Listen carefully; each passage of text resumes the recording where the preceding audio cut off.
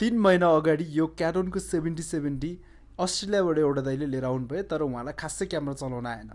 अब क्यामेरा पनि चलाउन आएन, तर हल्का फुल्का 2-4 पटक फोटो खिचिसकेपछि उहाँले चाहिँ जाने बेलामा हामीलाई बेचेर जानुभएको छ।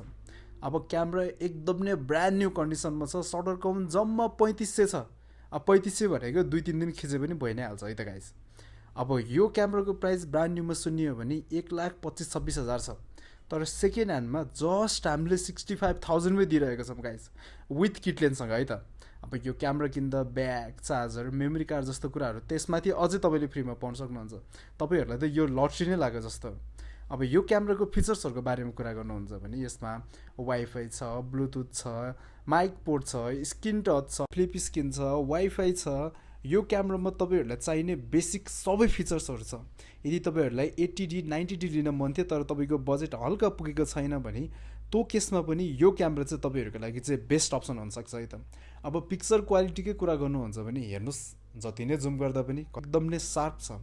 यदि कसैलाई यो बेस्ट क्यामेरालाई आफ्नो बनाउन मन छ भने चाहिँ जति सक्नुहुन्छ चाँडै भन्नुहोस्, फेरि यो क्यामेरा रहँदैन है गाइस।